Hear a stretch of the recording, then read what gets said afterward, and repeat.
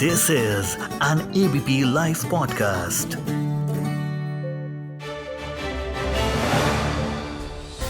Hello and welcome to Clear Cut by ABP Live podcast, a show tailored for the simple truth that there's nothing more important to a democracy than a well-informed electorate. This is your newsman Rudrashish signing in on a wonderful Friday evening. तो क्या आप लोगों को याद है पिछले साल इस टाइम पे अफगानिस्तान की हालत क्या थी? Afghanistan was completely under chaos. Doha pact के बाद अमेरिकी सेना अफगानिस्तान छोड़ रहे थे। तालिबान ने पूरे अफगानिस्तान पर नियंत्रण पाने के लिए बड़े पैमाने पर हमला शुरू कर दिया था। अफगानिस्तान के राष्ट्रपति अशरफ घनी देश छोड़कर भाग चुके थे और देखते ही देखते 20 साल में अफगानिस्तान के लोगों ने देश में जो प्रगति देखी थी वो फिर से खो गई। अब अफगानिस्तान पूरी तरह से तालिबान के कंट्रोल में जा चुका है और अफगानिस्तान के लोग तालिबान के प्रतिगामी शासन से प्रेरित हो रहे हैं। और अब हाल ही में एक और चौंकाने वाली रिपोर्ट सामने आई है। यूनाइटेड नेशंस की एक रिपोर्ट ने चेतावनी दी है कि तालिबान शासित अफगानिस्तान में टेररिस्ट ऑर्गेनाइजेशंस जैसे अल-कायदा और इस्लामिक स्टेट की ताकत बढ़ रही है और ये बाकी देशों के लिए एक बहुत बड़ा खतरा पैदा कर सकता है। यूएन की रिपोर्ट में यह भी कहा गया है कि अल-कायदा की चीफ अयमान अल-जवाहिर जिंदा है and is freely communicating with his sources in Afghanistan. तो आज let your newsman help you explain कि यूएन की इस रिपोर्ट में आखिर क्या कहा गया है और अफगानिस्तान में अगर टेररिस्ट ऑर्गेनाइजेशनों का ताकत बढ़ रहा है तो बाकी देशों के लिए ये कितना अलार्मिंग है।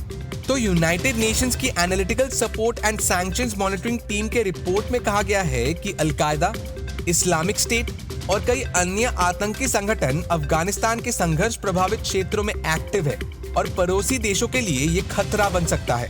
हालांकि इस रिपोर्ट में दुनिया के विभिन्न हिस्सों में आतंकवादी संगठनों के गतिविधि के बारे में भी बताया गया है, लेकिन अफगानिस्तान में इस्लामिक स्टेट अपनी सबसे मजबूत नेटवर्क बनाने की कोशिश कर रही है और दूसरी तरफ अल-कायदा को अफगानिस्तान में कई सुविधाएं मिल रही है अपनी कनेक्शंस को बढ़ाने के लिए, स्पेशली जब से अफगानिस्तान में तालिबान कंट्रोल में आया है।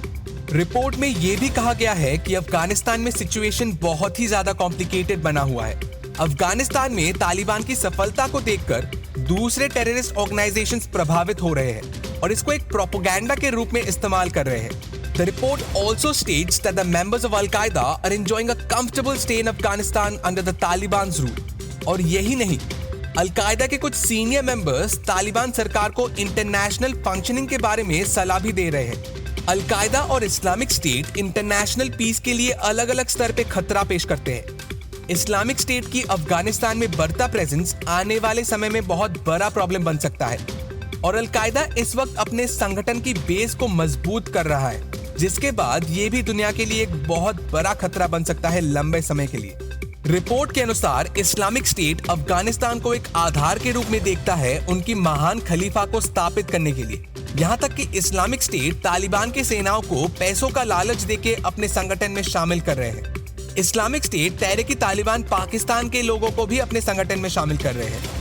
An unnamed member state has said in the report that if Islamic State advances towards east, which borders Pakistan, then it could acquire a global threat capability. अब आते हैं अल-कायदा के चीफ अयमान अल-जवाहिर पे।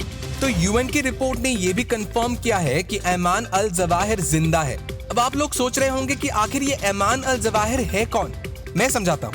तो 2011 में उसामा बिन लादेन के मरने के बाद अल-कायदा की जिम्मेदारी अयमान अल-जवाहिर को दी गई थी and under Zawahiri's leadership al-Qaeda orchestrated many terrorist attacks in Africa, South America, Asia and Europe. Zawahiri पहले एक सर्जन रह चुके हैं और उसामा बिन लादेन की पर्सनल एडवाइजर और फिजिशियन भी। In 1990, Zawahir assumed the leadership of Egyptian Islamic Jihad, but in 1998, Zawahir and Bin Laden forged an alliance, and by 2001, EIJ and Al-Qaeda were merged. Zawahir 9/11 के हमलों से भी associated था। धीरे धीरे जवाहिर अल-कायदा के स्पोक्सपर्सन बन गए और कहा जाता है कि बिन लादेन ने जवाहिर को अल-कायदा का मेन डिसीजन मेकर बनाया था। यूएस स्टेट डिपार्टमेंट ने जवाहिर को पकड़ने के लिए कोई भी सूचना या खुफिया जानकारी के लिए $25 मिलियन के इनाम का घोषणा कर रखा है। अब कई सालों से नजर न आने के कारण इंटेलिजेंस ऑफिशियल्स ये अनुमान लगा रहे थे कि जवाहिर की मौत हो गई है But recently, Al-Qaeda released a video where Zawahir was seen talking about the Taliban takeover of Afghanistan. अब एक्सपर्ट्स का मानना है कि अल-कायदा अभी के लिए एक ग्लोबल थ्रेट नहीं है, क्योंकि अल-कायदा के पास इस वक्त एक्सटर्नल ऑपरेशंस के लिए क्षमता कम है और वो तालिबान के लिए इस वक्त अंतर्राष्ट्रीय स्तर पर शर्मिंदगी का कारण नहीं बनना चाहते. So now Colonel Danveer Singh Chauhan joins us on the show to share his clear-cut take on this alarming issue. First of all, welcome to Clear Cut, Mr. Chauhan. It's an absolute honor to have you on the show. Thank you very much, Rudrashish, for calling me and inviting me to speak to you. It's a great honor. Thank you very much. So according to a new report by the United Nations Security Council, Al-Qaeda and Islamic State are said to be growing their base and strength in Afghanistan. What's your take on this? देखिए, United nation security council का ये कहना कि al Qaeda और Islamic state अब अपनी strength उनकी बढ़ रही है, उनका जो फुटप्रिंट है अफगानिस्तान में बढ़ रहा है, तो ये बिल्कुल सही है. उसका कारण बड़ा सिंपल है. वो कारण ये है कि अफगानिस्तान की तालिबान की सरकार के पास वो वेयर विदॉल नहीं है कि इतने बड़े मुल्क को मॉनिटर भी कर सके, पुलिस भी कर सके और पेट्रोल भी कर सके. देखिए, जब अमेरिकन्स थे और अफगानिस्तान की पुरानी सरकार थी, तब उनके साथ में एक इंसर्जेंसी टाइप युद्ध लड़ना एक अलग बात थी, लेकिन पूरे मुल्क को मॉनिटर करना, उसको पुलिस करना और इंश्योर करना कि उसका इलाका किसी गलत तंजीम द्वारा इस्तेमाल ना किया जाए, इसके लिए आपको बहुत बड़ा तंत्र चाहिए. इस तंत्र के अंदर आपके पास इंटेलिजेंस सर्विस होनी चाहिए, आपके पास इलेक्ट्रॉनिक सर्विलेंस होना चाहिए, सैटेलाइट सर्विलेंस होना चाहिए, आपके पास में कम्युनिकेशन के साधन अच्छे होने चाहिए और आपके पास जो पब्लिक है उसके अंदर उस किस्म का जज्बा होना चाहिए कि आपके साथ वो खड़े रहे. लेकिन आप ऐसी कोई भी चीज प्रेजेंट मौजूदा अफगानिस्तान के अंदर नहीं देखते, और जो आप देखते हैं अफगानिस्तान के अंदर वो एक किस्म की क्रूरता और अमानवीय व्यवहार जो लोकल्स के प्रति किया जाता है, वो हमको देखने को आता है. तो आपको लगता है कि जो व्यक्ति इनके हाथों परेशान है, जो व्यक्ति इनके हाथों पीड़ित है, क्या वो इनका समर्थन करेगा या इनके खिलाफ जाएगा, और जो भी इनके खिलाफ बात करेगा वो उसकी मदद करेगा. तो ये बाय एंड लार्ज अफगानिस्तान के लिए बहुत एप्लीकेबल है. और ये भी ध्यान रहे कि ये जो प्रेजेंट तालिबान है ये पख्तून डोमिनेटेड तालिबान है. इसके अंदर नदर्न एरियाज के जो अफगानिस्तान की माइनॉरिटीज हैं उनका रिप्रेजेंटेशन नहीं है उस तरीके से जिस तरीके से होना चाहिए. उज़्बेक्स हैं, ताजिक्स हैं, और ये वाले जो लोग हैं इनका कोई रिप्रेजेंटेशन नहीं है. तुर्की लोग हैं, तुर्क हैं, उनका कोई रिप्रेजेंटेशन नहीं है. तो आप ये समझ लीजिए कि बहुत सारी फॉल्ट लाइंस हैं जिसको एक्सप्लॉइट करके और ये काम किया जा रहा है. और इसमें कोई शक नहीं है, जब यूनाइटेड नेशन सिक्योरिटी काउंसिल कहता है कि अलकायदा और इस्लामिक स्टेट का फुटप्रिंट बढ़ रहा है, तो बिल्कुल सही है. और उसके कारण जैसा कि मैंने आपको बताया वो है. Do you really think Taliban's success in Afghanistan is working as a motivation for other terror outfits across the world? इसमें कोई शक नहीं है. जैसा मैंने बोला कि तालिबान एक अचानक से आया एक तूफान था जिसकी उम्मीद तालिबान को खुद को नहीं थी और पूरी दुनिया में किसी को नहीं थी ये उम्मीद कि तालिबान इस तरीके से सक्सेसफुल हो जाएगा अफगानिस्तान के अंदर. सबकी उम्मीद ये थी कि वो सक्सेसफुल होगा, लेकिन ये लड़ाई काफी लंबी चलेगी, और जब ये लड़ाई लंबी चलेगी तो फिर मजबूर होकर ये लोग टेबल पे आके बैठेंगे, नेगोशिएशन होगा और एक मिली जुली सी सरकार आएगी जिसके अंदर हर एक इलाके का रिप्रेजेंटेशन होगा. लेकिन अनफॉर्चुनेटली जैसा हम सब ने देखा कि कितनी स्पीड से, कितनी आंधी की तरह से ये लोग आ गए, और किसी को ये उम्मीद नहीं थी कि अफगानिस्तान की जो फौज है वो ऐसे कोलैप्स कर जाएगी.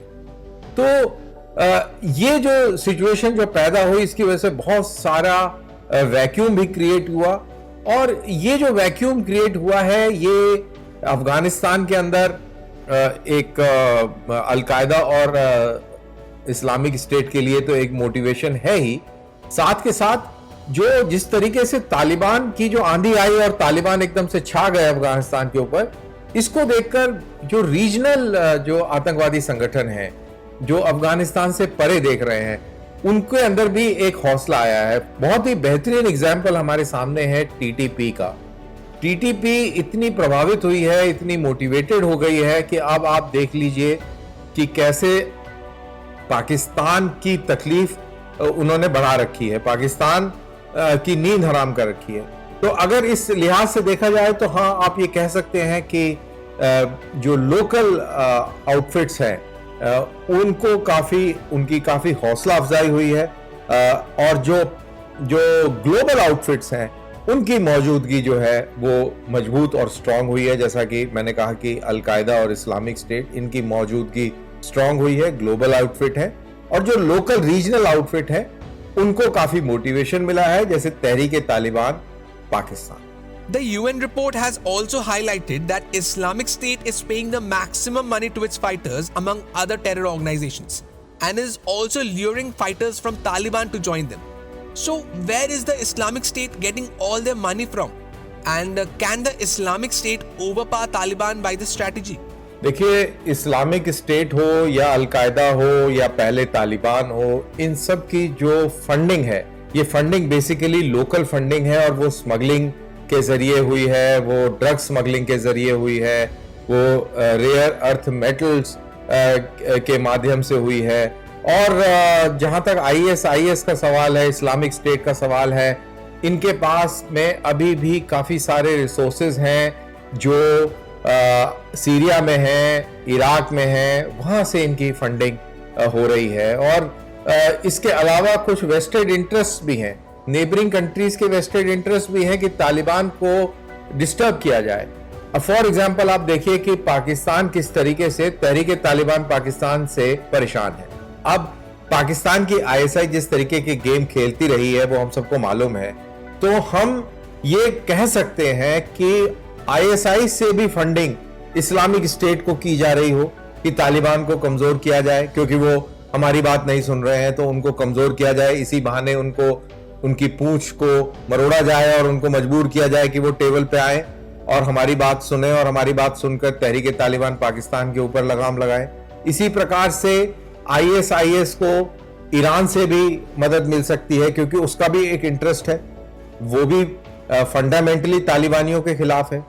एंड ये कहना कि उज़्बेक और ताजिक नहीं मदद कर रहे होंगे इस्लामिक स्टेट की, क्योंकि वो सबसे ज्यादा लॉस में है।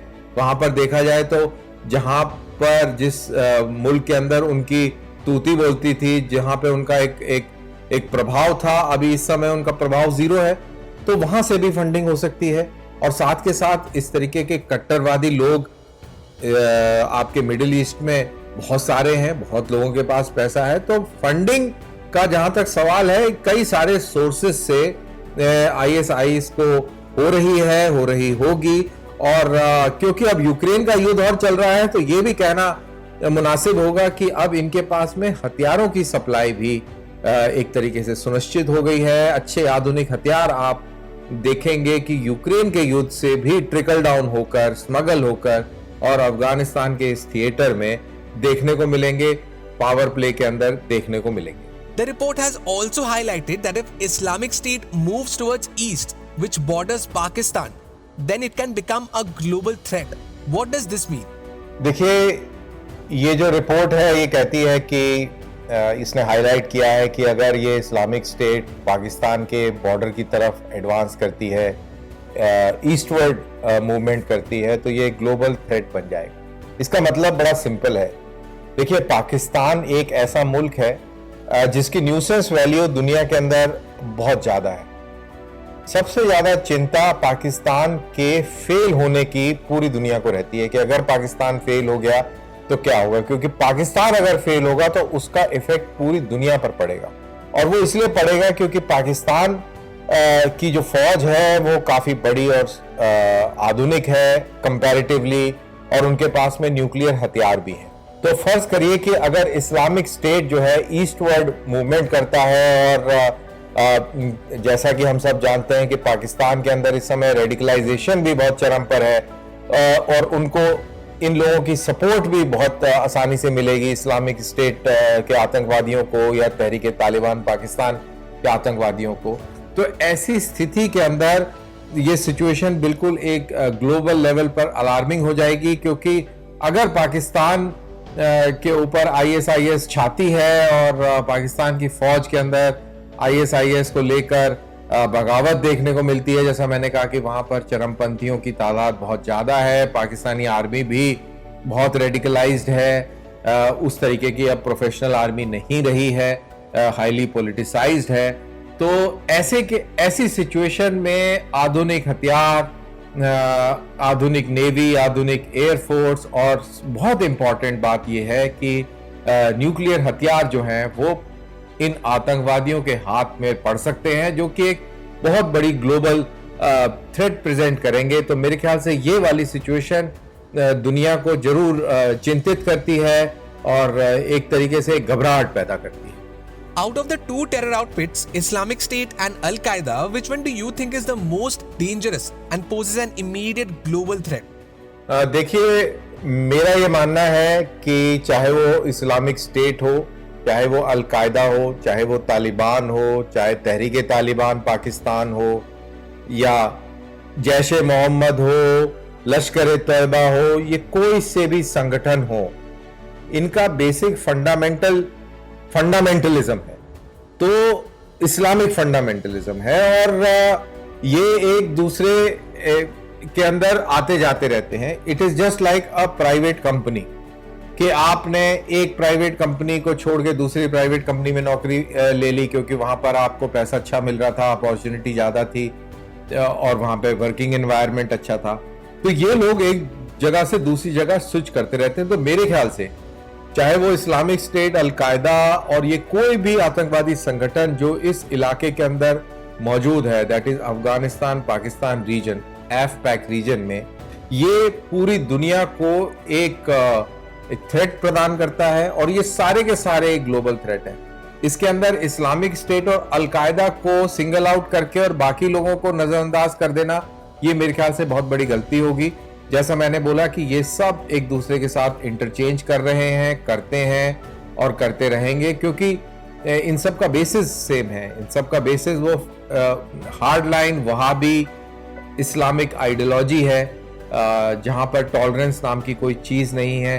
तो ये बिल्कुल निश्चित तौर पर एक पूरी ग्लोबल थ्रेट के तौर पर इनको देखा जाना चाहिए। और मैं फिर से रिएट्रेट करूंगा कि इस्लामिक स्टेट और अल-कायदा नहीं, बल्कि सारे आतंकवादी संगठन जो इस अफगानिस्तान पाकिस्तान रीजन के अंदर पाए जाते हैं। And my last question to you, sir, since India is not situated far from all this chaos, what will be the impact of this on India?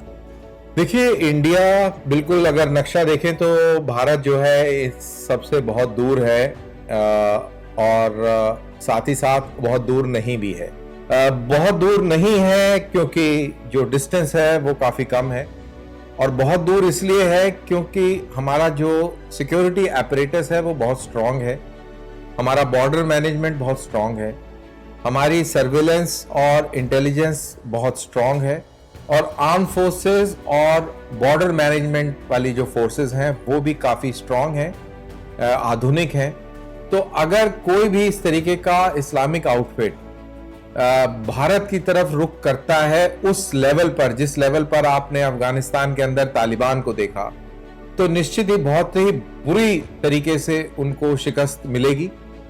लेकिन इक्का दुक्का इन्फिल्ट्रेट करके आना, लोन वुल्फ अटैक करना और इंडिया के अंदर जो स्लीपर सेल्स हैं उनके माध्यम से कोई आतंकवादी घटना अंजाम दे देना, ये जरूर पॉसिबल है, लेकिन ऐसा नहीं है कि उससे बहुत बड़ा डिस्टेबलाइजिंग इम्पैक्ट इंडिया के ऊपर पड़ेगा।